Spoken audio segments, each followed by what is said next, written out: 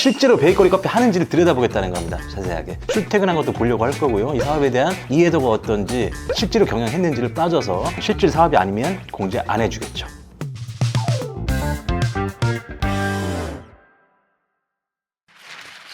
안녕하세요. 안녕하세요. 동성회계법인 대표회계사 박병곤입니다. 반갑습니다. 안녕하세요. 동성회계법인 간판세무사 유상현입니다. 오늘은 저희가 1월 25일 날 국세청에 또 보도자료가 하나 올라왔거든요. 일단 보도자료의 제목은 이렇습니다. 자산 규모가 큰 수도권 대형 베이커리 카페 국세청 실태조사. 저희가 지난번에도 그 국세청 보도자료 같은 것들을 바탕으로 그 하나하나 좀 읽어가면서 한번 해설같이 해드린 적이 있고, 가능하면 앞으로도 이렇게 국세청에서 보도자료 나오는 것들을 저희는 입수가 아무래도 좀 편안하고 쉬우니까, 늘 이걸 관심 있어 하는 사람들이니까 저희 채널에서 공개도 하고 설명도 드리는 시간을 가지려고 합니다.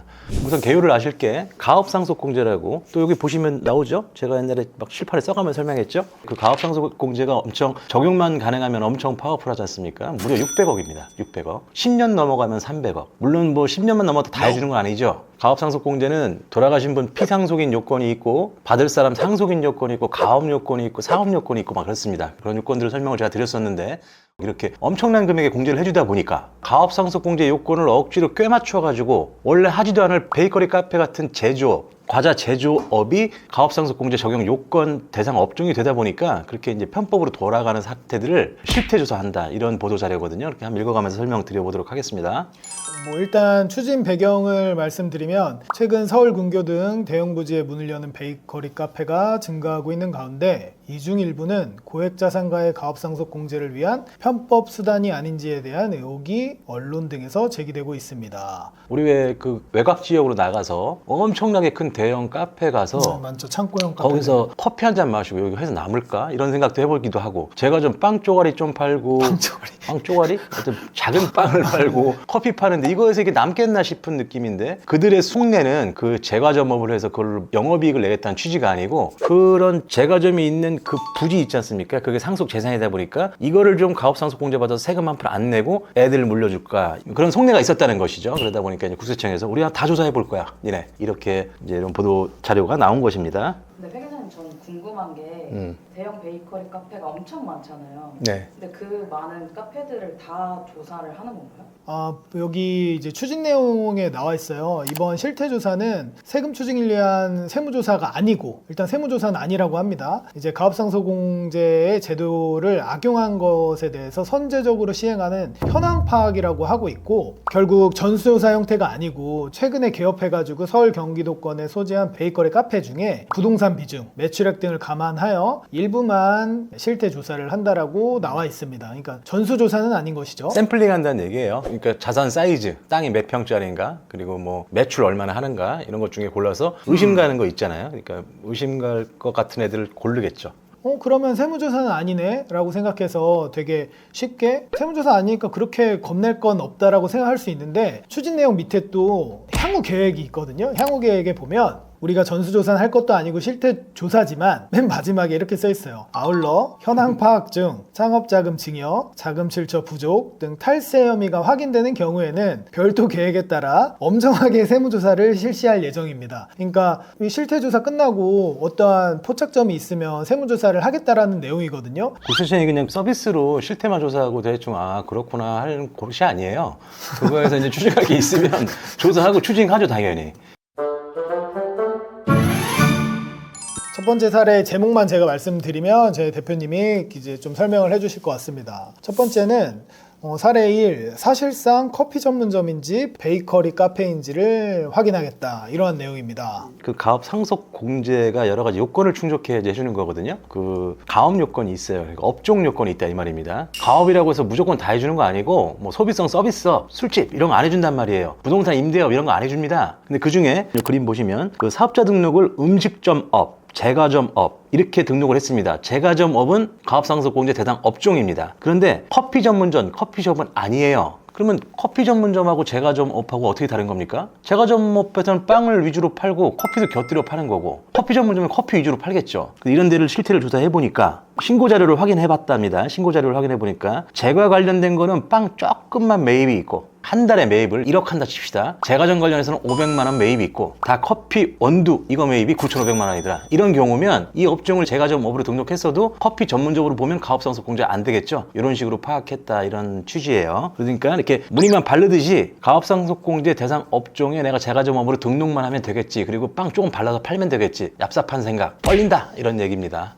두 번째 사례는 베이커리 카페 부스토지 주택이 소지하여 부스토지의 사업용 자산 여부 확인. 이게 좀 말이 어렵게 되어 있는데 대표님이 좀 쉽게 설명을 해주시면 좋을 것 또 같습니다. 가업상속 공제라는 것이 이제 그 가업이 제대로 자녀에게 물려지면서 너무 세금 부담 때문에 가업이 중단되지 않고 또 그 중소기업, 중견기업들이 이제 세대를 이어서 그 업을 더 발전시키는 것을 지원하자는 취지입니다. 그러다 보니까 그 가업에 사용된 자산이라는 게 결국 사업용 자산이어야 되는데 이 사례는 보면요, 500평에 엄청난 가치의 땅값이 있는데 그 중에 한 60평짜리 건물 지어놓고 거기서 제과점 만들고 전체 500평 전부 다가 사업용 자산이다 이렇게 해놓고 있었던 거죠. 이렇게 막 제과점 하시다가 돌아가시면 이 전체 500평 땅덩어리 전부 다를 가업상속공제 대상 자산으로 넣을 계획이었던 것 같은데 이 조사하다 보니까 이 500평 중에 구탱이는 표준말이 아닙니다. 500평 되는 토지의 구석에는 대표자가 또 살고 있는 전원주택이 또 있었던 케이스인가 봐요. 그러면 과세당국에서 어떻게 보겠습니까? 아니 500평 토지에 사업한다고 제과점 만들어 놓은 건 60평. 근데 이쪽 안 보일 줄 알았더니 가다 봤더니 두 부부가 살고 있어요. 이건 무늬만 만들어 놓은 제과점 아니냐. 이게 다 사업용 자산이라고 볼 수 없다. 이런 취지니까 혹시라도 이런 계획 갖고 있으면 또 다 걸린다. 이렇게 보시면 될 것 같습니다.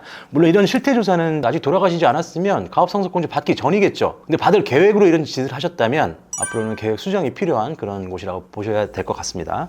자, 세 번째 사례는 다른 사업을 영위하는 고령의 아버지가 베이커리 카페의 실제 사업주인지 확인을 해야 한다라는 거거든요. 그러니까 이제 서울 근교의 외곽에 그 토지 사고, 그 다음에 이제 별다른 직장도 없이 그냥 놀고 있었던 자녀를 거기 취직시키고 자기는 원래 하던 거 한다 이런 거예요. 그래서 여기 보면 이 고령의 A씨 70대는 수십 년 동안 실내 골프 연습장, 스크린 골프장 같은 거 부동산업 등을 운영해온 사업자인데도 불구하고 갑자기 24년도에 200평짜리 대형 베이커리 카페를 개업하고 자녀를 거기다 취직시켰다. 그 의도가 보이지 않습니까? 재산 물려주려고 하다 보니까 베이커리 카페 통해서 가업상속공제 받아야 되겠다 이렇게 계획 잡았겠죠. 그렇게 보인다는 겁니다. 그러니까 국세청이 이런 경우에는 이 고령, 80대는 돼야 고령이죠. 70이면 요새 뭐 청년이죠. 뭐 70대가 고령이면 뭐 나도 얼마 안 남았어요. 그죠? 근데 그 70대 고령의 그 사업자가 실제로 베이커리 카페 하는지를 들여다보겠다는 겁니다. 자세하게. 출퇴근한 것도 보려고 할 거고요. 이 사업에 대한 이해도가 어떤지 실제로 경영했는지를 따져서 실질 사업이 아니면 공제 안 해주겠죠. 실제로 경영한 것 맞나를 따지려면요, 출근하고 퇴근하고 각종 이 법인의 의사결정에 본인이 참여한 흔적이라는 게 있어야 될 겁니다. 상식으로 아는 형식적인 요건만 바치면 가업상속공제 받는 시대는 지났다. 이미 이렇게 실태조사 1월 25일 날 보도자료 나오지 않습니까? 그러면 국세청 공무원들이 막 조사하죠. 조사하고 지금 현재 베이커리 카페가 샘플링해서 봤더니 이런 판이더라. 그러면 일정 규모 이상은 전수로 세무조사를 하자 이렇게 나올 수도 있어요. 이 가업상속공제를 해주냐 마냐는 아직 안 죽었으니까 아직 안 해준 거예요. 그런 걸 기대하고 만들어 놓은 거란 말입니다. 그런데 그런 걸 기대하고 만들어 놓은 이 실태를 조사해서 지금 현재 세무조사를 확대한다는 얘기는 이런 것들을 꾸리는 데 들어간 편법을 잡아내겠다는 취지로 해석이 되니까 준비 중이거나 아니면 이미 실행했던 분들은 좀 긴장하시고 이 보도자료를 면밀하게 한번 읽어보셨으면 합니다. 오늘은 저희가 이제 국세청 보도자료를 가지고 시청자분들한테 도움이 될 만한 내용을 가져왔는데 앞으로도 이렇게 국세청 보도자료에 좀 괜찮은 내용들이 있으면 저희가 이제 설명을 드릴 건데 이러한 내용들이 도움이 되셨다면 구독과 좋아요, 알림 설정까지 꼭 부탁드리겠습니다. 저는 지금 보도자료 해설 같은 거는 아이디어가 저 좋은 것 같습니다. 어떻게 보면 국세청이 친절하게 본인들이 갈 방향을 보여주는 거거든요. 저희는 매번 이런 것들이 이제 보고 있는 사람들이지만 일반 우리 구독자분들 또는 예비 구독자분들은 일부러 찾아보려도 찾기 힘듭니다. 그러니까 저희가 링크에 연결해두고 간단한 설명을 곁들여가지고 국세청이 지금 이렇게 할 것 같습니다라는 정보를 취합하는 거는 저희가 이제 여러분들한테 도움 드릴 수 있는 영역이라고 봐서 앞으로도 괜찮은 보도자료 있으면 계속 이런 식으로 영상을 찍어보려고 계획하고 있으니까 구독 좀 눌러주세요. 네, 이걸로 마치겠습니다.